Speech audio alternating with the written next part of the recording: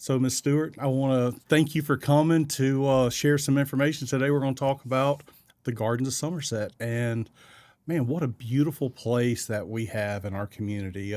Had the privilege of going out there last week with a customer to do a little bit of paperwork, and I was really taken aback by how nice that facility is. You know, I've driven past it several times when the construction phase going on, dirt all over the street. And you can't really see the actual facility because it's tucked just so beautifully behind that neighborhood. Now you can see the cottages when you go a little past it, Right. and the nice pond and pier. So thank you for coming on today, and Great. share with us a little bit about the facility and kind of how you got connected. And it looks like you've kind of been in real estate yourself for many years prior to going to work for them. Yes, thank you for having me. Glad Yeah. to be here. So, yes, initially I was in property management. I've done that probably for 23 years, worked on commercial properties, and I worked for families that own businesses with it here in Monroe. So, it's kind of no, I knew this business basically, but I'm kind of like you were. I kept driving by. I'd heard about the facility a couple years back before COVID actually, and I was kind of enthralled with the whole concept of what they were doing. It was such a neat idea. It was a great idea for the elderly. Nothing like it in this area, which was really interesting to me. And as time went on, I was kind of contacted by them. Lured out to see the facility just like you were, took a tour, and then just fell in love with the whole idea of what this was for our community, how important this was for the community. And that's how it took place. And it just happened like it was supposed to. And so I'm there now, and I'm loving it. It is an amazing facility and a home. It's a home for these folks. So I don't think the public truly grasp how lucky we are to have an option like this. I know that we Exactly. have some assisted type living facilities around Northeast Louisiana, and I'm sure they're all nice. I haven't had a chance to go in all of them. But I think this takes it to the next level of what we're not really used to seeing here in Northeast Louisiana. This podcast is possible because of your support of our real estate business. If you're looking to buy, sell, or invest in real estate, I'm confident we have the tools and the processes to help you reach your real estate goal. For more information or to reach out to us, check out the podcast description for our contact info.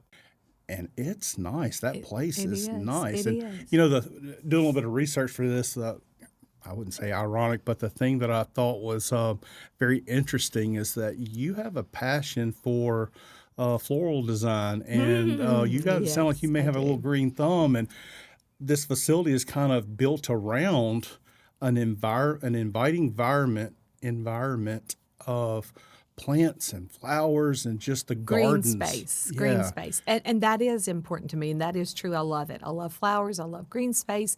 And again, nothing like it. So that's one of the draws. We sit on 18 acres.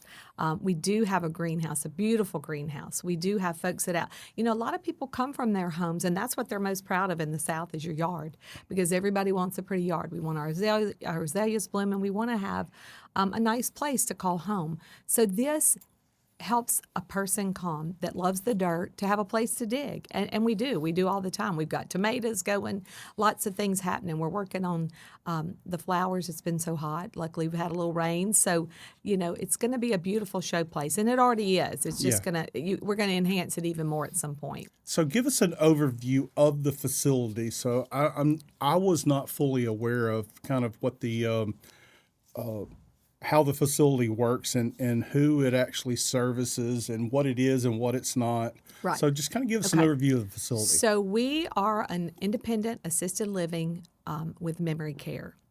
We have 100 units technically in our building. The building is 100,000 square feet. There's 80 apartments, 1 and 2 bedrooms that are independent assisted.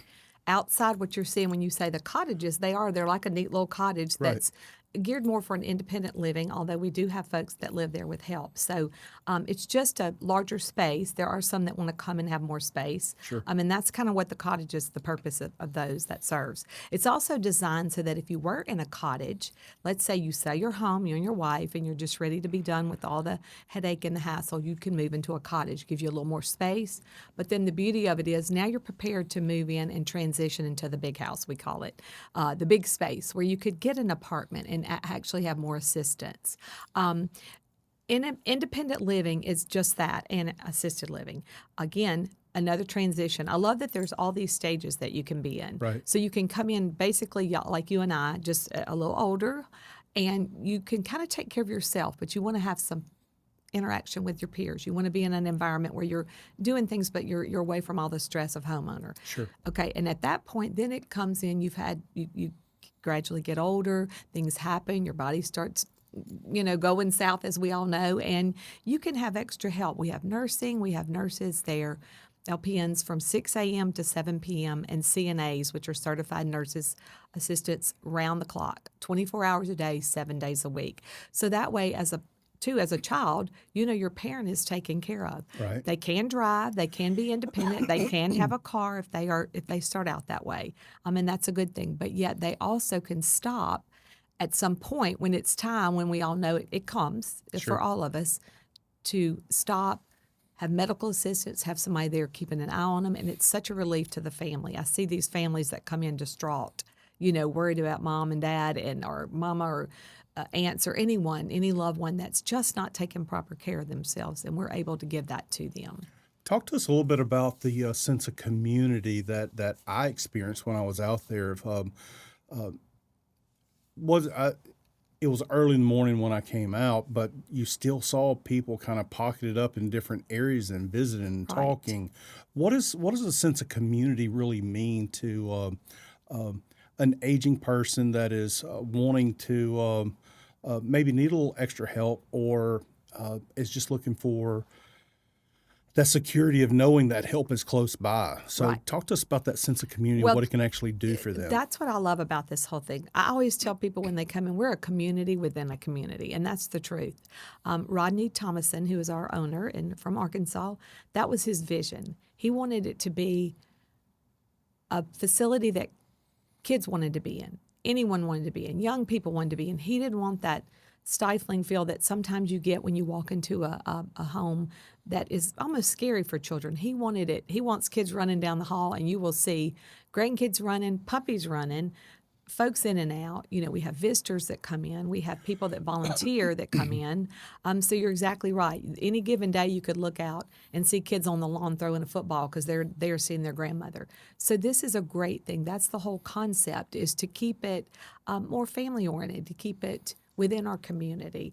We do invite folks all around to come in and visit, come eat lunch, come hang out, come volunteer. That's the best thing. We're always needing extra help. No matter how many hands we have, we need help. It's a I lot think of it's folks. just good for people to see people, or people to be around Oh, other yeah. people.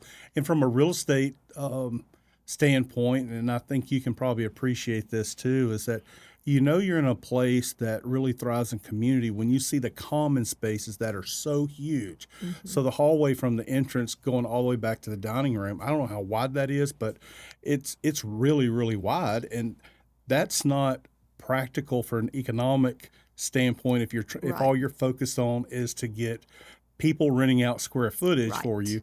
That just kind of goes to show what the place is about. It Right. is big common areas, and every so many feet you go, it's like there's couches or chairs that are set up that's inviting people to sit around, Right. have conversations, relax, take in the sights. Truly, we are not elbow to elbow, which is a good thing. The halls are wide, the ceilings are high. It makes for a fresher feel when you're in there. Honestly, it is like a lovely resort. We're very lucky because it is beautiful. The colors, the aesthetics of the building, everything was designed to have the beauty of the place. It's also designed for someone that's been working really hard their whole life, taking care of their families, other folks, their friends. A lot of times when we get a resident out there, they're the last man standing, literally. Right. Every friend they have, I cannot tell you how many of them say, I've buried every friend I have. So it's designed for them to come out and have a space to sit, read the paper, even if it's just reading the paper. The rocking chairs, they're full every afternoon. Luckily, we've had this wonderful breezy weather, because in Right. the evenings, folks are sitting out there visiting, they're talking, they're not in their home alone, watching TV. 24/7. So Because sometimes that can actually lead to problems. I mean, I'm sure, really with anybody, you're homebound if you spend too much time alone. Depression can easily creep in. I know I got to see that with one of my grandparents, and truly believe that had her depression be treated earlier, she may have Yeah. would have extended her time before she would have had to gone into full-on nursing home care. Nobody really know, but I mean, I would think that that would have benefit with just having people around and not getting cooped up to your room, and you have people there encouraging you on a daily Right. basis. Right. Right. Now, when I was looking, I didn't get to see it when I was out there, but looking at your website, it looks like a lot of those interior apartments within the main facility have an exit right out into the courtyard. I didn't realize there was a courtyard inside the facility. There he So, is. do you have a lot of rooms that actually kind of overlook the We courtyard? do, and the cool thing about that is we do have several different rooms, and some do have courtyards. Some even have patios. You know, not everybody has to come in and be joiners for everything, and they can be there but still enjoy a little privacy. There's Sure. nothing wrong with that. So we have some wonderful patio apartments and the courtyard. There are two large courtyards. Basically, it's kind of like the building's in half. It mimics one side, mimics the other exactly. And yes, they go out to the courtyard. They have their comfortable little furniture. They have potted plants. You know, they are all out there. If you go by and look, it's funny because I think they're having a flower off, we call it, because everyone's planting flowers, and then the next person wants theirs to be prettier. So family members are coming in. We're planting more flowers in our pots because it's just such a neat thing. Plus, it gives them purpose, something to do, and it's lovely to sit there. It's also secured. That whole area, anyone can get in it within the building, but you're not going in that area outside of the building. So that's Right. a secured area where they can walk, they can get sunshine, they can see the birds. You know, we have try to plant things where the butterflies are there. So it's just a beautiful space, and you're looking at wide open green space and beautiful skies. So it's good for their soul.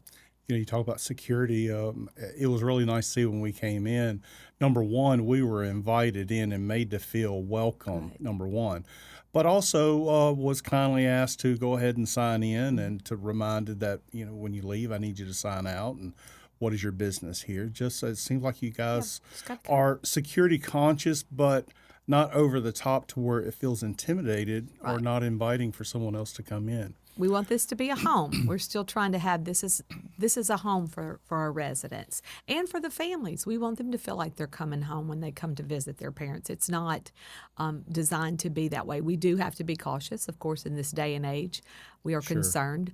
But we also have it, it's designed that if you have a profession where you have to be somewhere at 7 o'clock in the morning, you can stop by and see your parent at 6 a.m. And keep Pat in and come on in, even if someone's not there yet, receptionist wise. You have access to the building 24/7 as a family member. We do not give that access to everyone, but every family is included in the access. So that's a good thing. Now, I think you and I can both agree that from a visual standpoint, the place is beautiful out there. Even though that it's still new, you can see how the care is going into revitalizing. I would have to assume that y'all are constantly revitalizing the gardens to look a little different. Right now, I can't wait to come back and see what it's going to look like. So beautiful grounds, but when I went through the list of amenities that the entertainment that you guys offer, it just kind of took me back a little bit. I'm like, really? Can you offer that much stuff to the residents? And I also can see how someone that's not necessarily ready for assisted living but wants to be closer to it, like what you have for those cottages, are they included in the activities? Are they eligible to do all the activities that you guys have? Yes, Because yes. it is like a lot, and it covers such a wide area to where I can't imagine someone that's a resident there sitting back saying, "Oh, there's nothing to do," Right. because that list was huge on what y'all offer. Well, and we get tickled. People come in the evenings. They say, "It's so quiet around here. Where is everybody?" I said, "Well, we wore them out. They're done. They're done in for the day. They've gone. They've done. We have a movie theater. We have the fishing pond. We have the pool, which we were even wondering if it was going to take, but we're doing water aerobics, and they're coming every week, and they come in and they've worked out for 40 minutes. They're worn out, got their little hats on, and it's great. So you think, oh, no one's going to be in that pool at 94, but they're in there, and that's a good thing. It's something else that we've offered. But yes, as far as the cottages, everything that is offered as an amenity is included. We have happy hour every Friday, and that's probably the fullest the place is. We have a full bar, and we have beer and wine, which we also offer soft drinks for those that don't want to. But it is nice if you're coming from your home and you've had a glass of wine occasionally, on your back patio. It's fun. Plus, it's a time for them to be with their peers, to talk. We have a chef, which we hadn't even got to, who is our ace in the hole.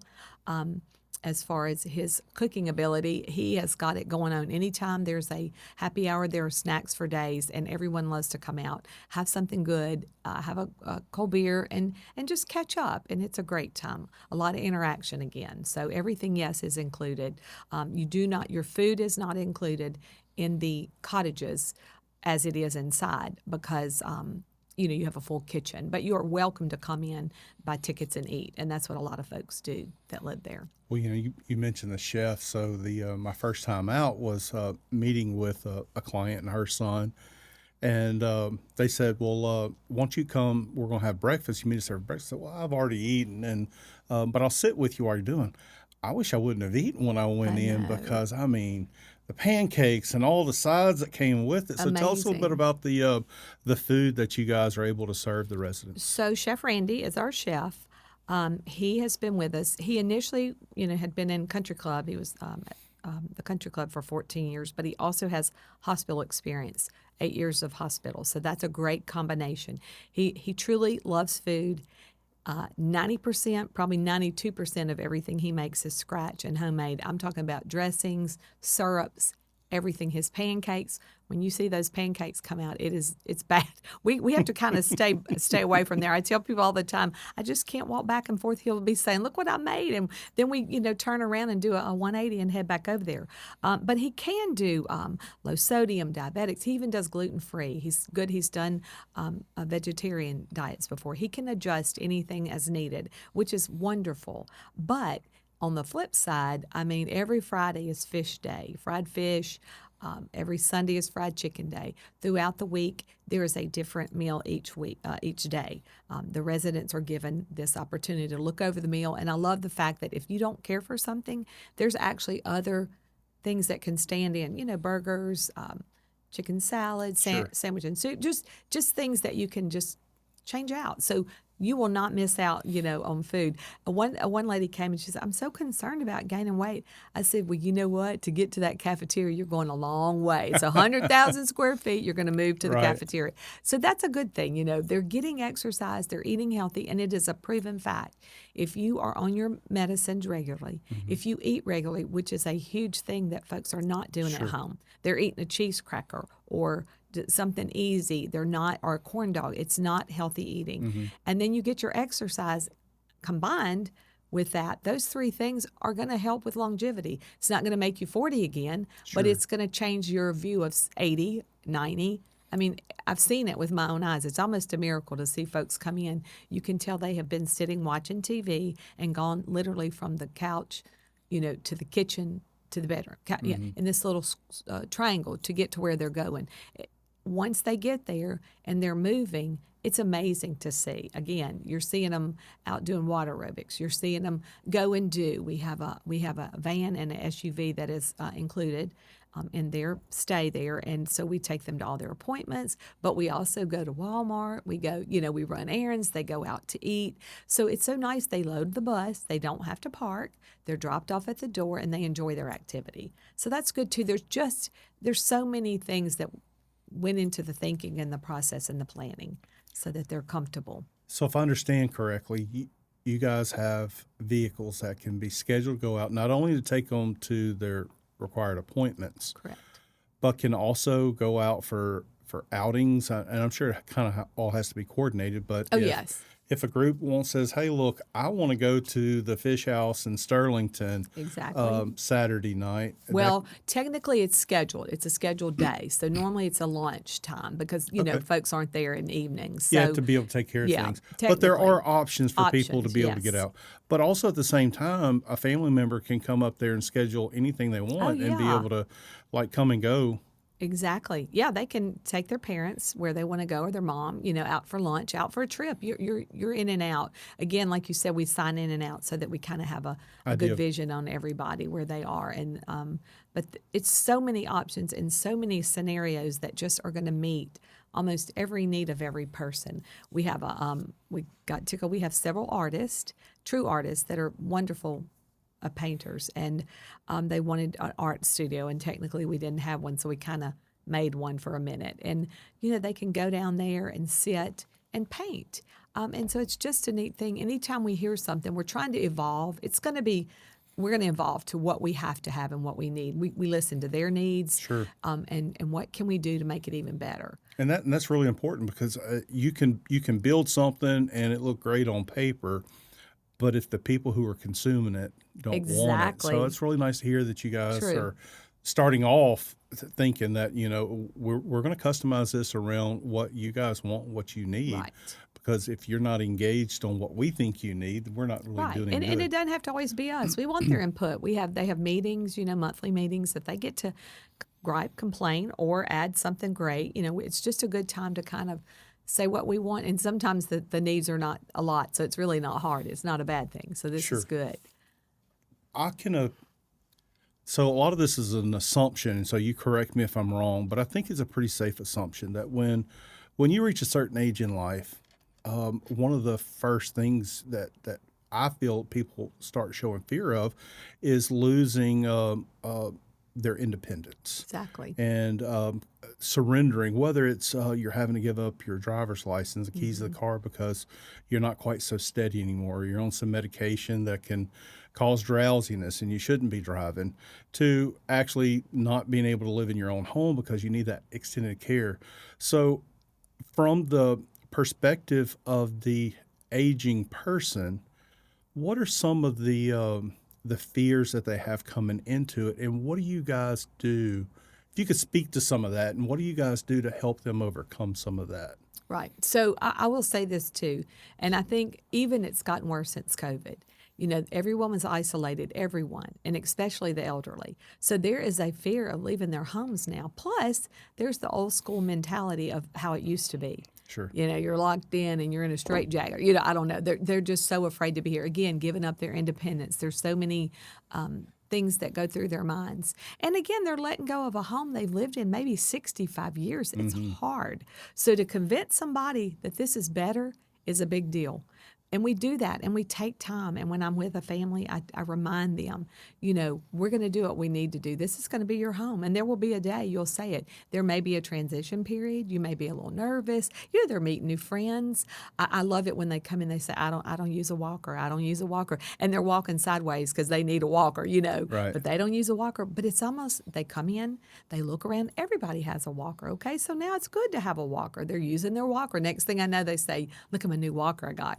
And they're all excited, and they're being safe. This is huge because safety is part of the main reason too that you want your family member there at home. If they're not using their walker and they Right. fall, it's a broken hip. Once it's a broken hip, it's just one thing after another. So Sure. if you can avoid that and you can convince them that a walker or anything else is perfectly good, now we have scooters. I think the big thing now is everybody's getting a scooter. So it's like a motorcycle, but better. So they're scooting around and, we're on our walkers and we're getting our exercise and we're eating. And they actually start feeling better. And that's the thing. It is some convincing sometimes. We have some folks that come in, jump right in. They are so excited. We love it. How easy is that? That's just like selling ice cream in Arizona, as one of my families said. It's that easy. But then we have the ones that are a little worried and they're afraid. But we just continue to, surround them with love. We keep talking to them. We make sure that they get what they need. We hope. I mean, that is our goal, is to make sure that until they meet that friend or Right. find that person that they connect to, that, we're good. And once we see that happen, it's perfect. You do see it happen. They will connect with the person. They'll find out they have something in common. So it is a challenge, and there is a part of a social aspect that you have to really look at and realize that they need this.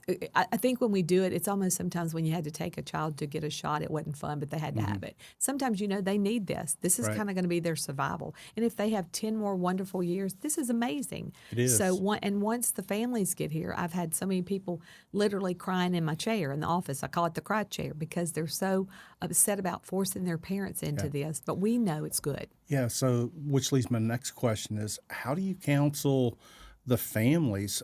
I know that you're going to have some independent people that can recognize, and they're going to just basically do a self check-in, like, it's time, we're going to do it. Yeah. I want to be in charge of my timeline. But many times it's a family member, it's a son or a daughter or grandchild that's having to take the lead to introduce them to this. What are some of the fears and obstacles that you see from family members that we could try to kind of dispel some of this now? Well, I mean, I think it's just going to be part of the process. I would like to say there's not, but there's always going to be afraid that their parents won't do well, or this is not for them, or then it's too late, or it's this or that. But, again, we're going to always be evolving. We're going to be deciding, what do they need? We have a whole faculty. We have, nurses that come into play. We talk with the family members. We talk with their doctors. We try to have this whole network of folks that we all interact and say, what is best for your mom? What is best for your father? And we look at it. And then we also talk with the resident, and say, where are you? What is the problem? What's making you afraid? And sometimes they are afraid just to be in a new surrounding. But again, we know that, in time it's going to get better. We do have support groups. We do have our memory care unit, which is a huge place. Amazing what's going on in our memory care.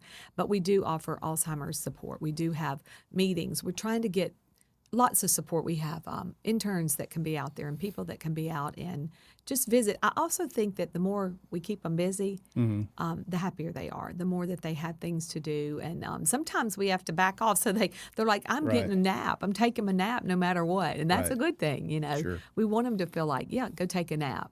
But if you're not taking a nap, this is going on here, so come join us. Keeping that mind busy has a great benefit. So what would that consultation look like? So starting the process, if we wanted to kind of set the stage for families, whether it be the aging parents or the kids, what is that first initial visit with you guys? What does that really look like to start the process? Sometimes it's the family that comes in, and we like that because they get to see firsthand what we get to offer. It's hard sometimes when everyone's together, if we have mom and them and everybody, because everybody's, mother's concerned and they're concerned. So we get to walk. A lot of times I just walk with the family first, and a lot of times it's the whole entire family, which is great. They get to see the facility. We show them what we have to offer. We talk about all the pluses for their parent. Then we ease in with the parent. And they'll bring them back and say, do lunch. We'll have lunch with them. They get to see the interaction, walk them around, do the same thing. But that way, a lot of the harder questions have been asked with the family. And, it helps to kind of ease that part. That way, we're able to just kind of look. And mom and dad gets to look, and they get to really absorb and take it in. It's a lot to take in. I always tell them, call me back. Come back 5 times if you want. And they do.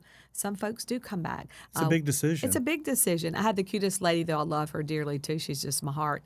And they came out, and they're like, she doesn't want to be here. She's not happy. This is not good. So she looked around, and, she hugged my neck. She was so sweet when she left. And they kind of got in their car and they went around the little circle, if you're familiar, and came right back in. And I said, what happened? What'd y'all leave? They said, we're ready. We're doing it. So, that was so great. Like, she literally didn't want to come. She took her tour, and she has been so happy. And we're so happy. And they literally have told us 10 times this is the happiest she's been in years since, her husband passed away. That makes me feel so good. I'm so great that she's here and we can love on her, and she's part of our family now, and she's home. They'll say now, I'm home. Looking at your services you guys offer, and you just touched on it, the memory care. Can you kind of go in a little bit of detail what that is and what that looks like? Right. Memory care, we have got, out of the 80 units inside, we have set aside 17 apartments, 1 and 2 bedrooms that are for our memory care unit. Memory care could be anywhere from dementia, onset dementia, up to full-blown Alzheimer's. And so we have our staff there. That is staffed 24 hours, a day. We have staff in our facility, but there is someone back there in that area 24 hours a day. We have the best memory care, and I've seen it again with my own eyes. I cannot believe some of the transformations that have happened because we treat our memory care just like anybody. We have fun. They're out all the time. They go, they do. They went and judged the pumpkin contest last year at one of the schools, I think Sterlington Elementary. Sometimes if they're antsy and it's just kind of a rough day and everybody's, kind of fluttering around, we just load them up in the van and go get a Sonic drink and go for a spin. They go look at the lights. They've been to Crowley Park, Black Bayou. It's just, again, it's about getting them out and being busy. And we don't have as much trouble with sundowners either. That's one thing they always come in. The family says they're roaming at night. This is bad. What are y'all going to do? What's going to happen? What happens if they roam at night? I said, we don't have that trouble. Not yet. I mean, knock on wood, we really haven't because they stay active. Sure. We do games. We have interaction. They exercise. They go to exercise. They go to Bible study. They go watch a movie, just constantly keeping them moving, hopefully. And so that helps a lot. And it is proven, to show that they are getting better, again, with medicine, proper food, proper stimulation, that they can do well. It's so hard on the families. It's a terrible disease. It's a hard disease. And anyone who's dealt with it knows it's detrimental. But when we see the person that comes in as a resident, that's who we fall in love with. We get to see the person they are now. So it's easier on us.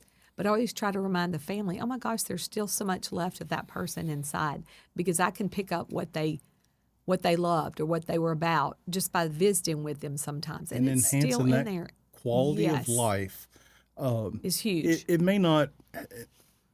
One of my key takeaways of looking at the place is that I'm not saying this organization or your facility is going to extend somebody's life. I think that it probably will in a lot of cases. But man, the enhancement of that life while they're here, the activities that are just laid out in front of them, the encouragement that I know has to happen there. Again, I keep going back to my real estate mind, thinking that from a facility that invested so much in green space and in common areas, was not the best financial move to do. Right. But they're building a community Right. and that's the biggest thing that I look at is when I drive up, it's like, man, this is a community. It's like it's a town. We start looking at your services, from the medical care that you guys have, from the chef that you have. You've got a little bistro that's in the place, the activities, the gardening. You can be there and not ever leave. We have a hair salon. You can get your hair cut. Movie theater. You don't have to leave. You billiard room. Yes, it's nice. It's fun, right? And I did not mention we have a wonderful nurse practitioner on staff, and Elizabeth does amazing work. She's there 8 to 5, 5 days a week. And that is another enhancement that makes it so great. You don't even have to leave your room sometimes. Like if you had a scratchy throat, anything happening.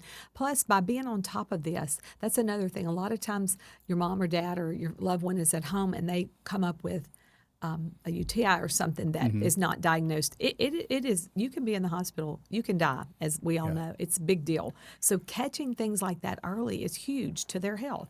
So again, we had this nurse practitioner. She sees them. We get to see them. We all, use her. It's a great thing to have her there. So, and for many elderly, just wanting to not inconvenience anybody. Well, I don't want to say anything that I'm sick, and that is so true. Because they don't want to inconvenience anybody. They don't want to be a burden to people. Right.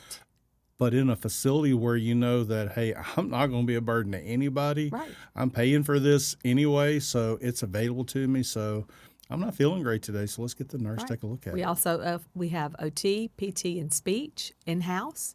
We have a giant workout facility, a room where they can even work out, and they use it. People use it. People are in there working out. I love, too, that each morning there's little classes. So even if you're in a wheelchair, you can do hand weights. And that's huge, too, because if you are able to keep your strength in your arms and you can help assist and still move around and be independent, even in a wheelchair, that's another plus. So many, many things go into this process to just continue to keep people healthy and happy, mostly happy. No matter what your circumstances in life, if you're happy and laughing and having fun, you're going to be in a better position. And I would gather that you're going to be a little healthier because we Right. know that when your mental health starts going down, it starts taking a lot of stuff with it. Right. Immediately. It's very fast. It's a fast process. And again, like you can see them, you can see the change. So you mentioned Bible studies. Are there opportunities for them to attend some type of worship service there? We have live stream now. We have a live stream in the movie theater where they can go and do that. Some folks still come and some folks are still driving and go to service. Some come and do. I would love to see a little chapel built. Every time I see my owner, I say, I wish we had a little chapel. He says, well, get busy, get it full, and let's see about that chapel. Not that, Sure. I mean, we have some space, and that's a cool thing too, but it would be nice to have a small little chapel to be able to go to and sit. So there's many things down. There's no telling what will evolve. We're open a year this month, so July 25th is congratulations. Yeah, thank you. 1 year. Anniversary. I know it went fast, I think. So I get tickled. I say we could have almost a reality TV show out there. We're so much fun. There's lots of laughter and lots of things happening, but lots of things to come. And that's the part I like too. We're still planning. We're still planning phase. We have a garden, a big garden. They're wanting to do the community garden. Of course, we have to make sure that that's all exactly designed so that they can be there. It's Right. got to, even if part of the garden has sidewalks and part doesn't, we got to have it where they'll be able to get out there Sure. and utilize it. But I can't believe how many people do love, the ground. I guess we're in the South. That's crazy to say. Of course they do. They love the ground, gardening. Most folks have nice gardens when they come in. And again, we've got Mr. Ernie who has the most beautiful tomatoes in the greenhouse ever. We're all begging up for a tomato every day. So it's just, things don't stop. It's like nothing has, you've transitioned to where you are, but you're in a new season, but you're still at home doing what you love to do. Right. So that's good. So with you guys building a community within, what can the community outside of that assist you with? How can we help you guys be the best that y'all can be out there? What kind of support can the community offer to you guys? Well, first thing, number one, like I said, volunteer. We have a Heather is our activities director, Heather Hurley, and she's set up a website where you can go in and actually sign up. I think it's under Facebook and volunteer to come out. And we do. We have some ladies that are coming to help now with water aerobics because it is a huge deal. Even though it's so much fun, you have elderly people in a pool and getting in and out. It's handicap accessible, but there's still a process to getting Sure. everybody, settled in, everybody settled out. And just coming out, we have people that come and, sing and do music and come hang out and we had goat yoga. I mean, we just have different things going on. And even if you just think you don't have anything major to offer, one of our residents' daughters came out and did a painting class, and they painted sunflowers. And that was great. They loved it. It was a wonderful thing. Plus, it made our Miss Jackie so proud to have her family member out entertaining. So bring your families, bring your churches. The churches come out and visit. That's huge too. Not everybody has family, and that's hard for us. Or there are families out of town. We do have folks that live here that have family out of town. So when the churches come and visit, that's a lovely thing too. It gives them somebody to talk to and be with too. Right. So those are all ways to. We definitely want to get that information, and we'll put it in the show notes because being able to give back. When I started this podcast, I had no idea kind of the direction we were going to take it. I wanted to talk about things that make our community great and the people within our community that makes it great. But the more people that I talk to, the more of these I do, I've come to really understand something we've all heard. But if you're relying on a politician or if you're relying on someone else to make things better, you're missing the opportunity for you to take charge of your community and make your community better. Just having a moment to go talk to an individual who doesn't get talked to by a younger person that may not have someone, the enlightenment you can give that person and the stuff you can gain from that person. They are amazing. The stories are amazing. You just forget. You see an elderly person kind of crouched over a little bit, walking slow. They have a story that is unbelievable. Mr. Ernie, the Tomato Man, was a helicopter pilot in Vietnam and then taught aviation at Northeast, which is now ULM. So his stories are amazing. He did a talk for us here a little while back, and some of the kids were there, and they loved it. They were like, it was great. It was so great, because those are things you don't hear about. So Right. it gave us a chance to showcase Mr. Ernie, but he had a huge life. He had a full life, and that is with all these folks. We have doctors, we have florists, we have artists, we have nurse practitioners. The funniest ones are the ones that are in medical field, because they're the best, because they want to take care of everything. And it's harder to let go when you've been the one administering meds and doing your thing. Sure. It's hard to be in that spot, but to see them come back around and be compliant and okay and and saying, good, this is good. Someone's taking care of me is a nice thing. It is a good thing. Now, there was a topic you and I discussed when we were at the facility the other day, and I don't know if you have it all figured out, so if it's not something you want to go into, I'm fine with it, but I just thought it interesting. You had mentioned something about how for this type of care, there's not much support on the state level like it is in other extended care type facilities. Is there anything that we can do to try to mobilize, or conversations that we can have that can actually relieve some of the burden from the residents through assistance through either the state or federal government? Right. That is true. And since I've been there, I've kind of fallen into this information by just researching and looking. We have two payer sources for assisted living, and one would be the VA, which if you were a veteran or a spouse of a veteran, they do have some that could go towards your living. Also, long-term care insurance, which happened to be the big thing back in the day, but nobody hardly has it now, and not everybody had it then. So if you have those two payer sources, you're in pretty good shape. You have some assistance. Other than that, we are private pay, and so there are not other there's not a lot of funding that goes in to help that. And I did notice that we have many folks that are on that level, firemen, teachers, just police officers who worked really hard, but they just aren't at the level where they have just quite enough to be there, just about, but not quite. And so that's when I started doing some research, and I am trying to get in contact with some legislators and make some things happen or find out some information. I researched myself, but I would like to have. I did find out that 47 other states do have some type of assisted living funding to go toward that. We're one of the few states that don't. And I mean, I'm not an expert yet, but I hope to be one day, because I really feel like, for myself included, that this could be down the road a big deal to help folks to be in different things. And if you think about it technically, and this is not against either, because both are very important, assisted living and the nursing home, there are different levels. You have to have the nursing home level. It's a different level of care. But there are people who are not ready to be there. So it would be lovely if we could have a system that helped those be where they need to be and then progress where they will be, and that's not a bad thing. And I could see a scenario to where, as a state, because we have an aging population, it's the baby boomers are getting of age that they're entering facilities like this. And if we don't have that transition and a way to offset some of that cost, that transition, we stand the chance of actually overburdening the our nursing homes. That's correct. Correct. So, yeah, that's true. It's true. And if you think about it, the thing is, a lot of times it's not that they're just needing a ton of assistance. It's just the home is overwhelming. And, as you get older, and I'm getting that way myself, things overwhelm me in a different way that I used to could handle. Now the hot water heater goes out and you're losing your mind. How could that happen? So when you're elderly like that, it's 100-fold. Right. It just upsets them so much. So that's the point. They say, I just don't want this worry, this burden. I want to live where I don't have to fool with that.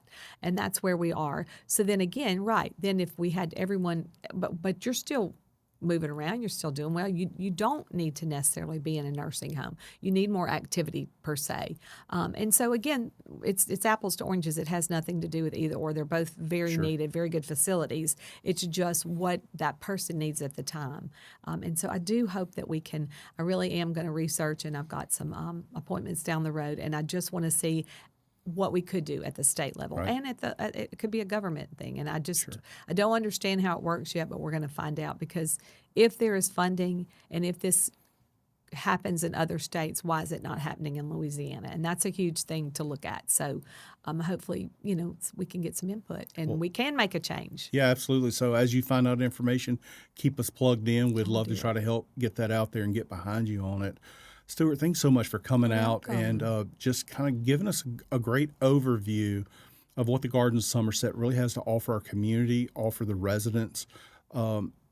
I just want to encourage people, if this is something that they really feel like would benefit them, come out and take a tour. I think you'll be very surprised at how nice the place is, how friendly and welcoming everything is. I think it's a true treasure for our community, and I'm glad they made the decision to build it here. Well, and I do want to say one more thing. We talk about costs, but I want folks to really think, if you'll get a piece of paper out and if you write down everything you're spending as a homeowner, as an elderly person even, your gas, your electricity, your homeowners, when you make a list of what is going into keeping up with that house, paying someone to mow, paying someone to help clean, you might be surprised that you are spending above what it costs to be there. So that's an interesting factor. Look at it.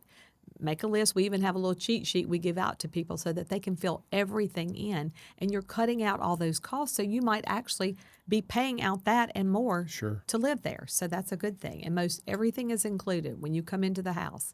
When you're living there, everything's included. No, I think that's great that you point that out, because I know there's many people that when you reach an age, well, it's not even at that age, it's kind of before you get that age, don't want to run out. Right. They don't want to run out. That baby boomer got to hear their parents that went through the Great Depression talk about, you got to save, you got to save. You don't want to spend everything. You don't want to run out of things. So I think that's great that y'all have that checklist where they can actually come in and really look at all of the maintenance expenses. When's the next time that house is going to need a roof? I mean, that's going to be $14,000 to $20,000. I mean, the little water things, heater goes out that you cut out, the small things that you cut out that you're paying. Some people have the little alert buttons, and those can run a lot a month. And that's you start looking at what you will no longer need and put it down on paper, and you're going to be surprised. Yeah. Stuart, thank you so much for coming out and doing this. Thank you for having me. And wealth of knowledge. You are a great tour guide. Thank you. I love it. We appreciate you doing this, and I'm sure great things are going to come out of it. Thank you. We are hoping. We are hoping for the best, and we want people to come and visit and hang out with us and just enjoy. That's what we're going to do. And that's we'll make the plan. we'll make sure we have all in the show notes. We'll have all of the contact information along with that very important volunteer sign up. To where thank they can, you. Heather will be happy. It's a lot. So we'll get that out. So thank you so much. Thank you. Thank you for taking the time to watch or listen to this podcast. We really appreciate your involvement. Please leave us a comment, or even better yet, subscribe to this podcast and hit that notification bell so that you can be alerted for every new episode when it hits.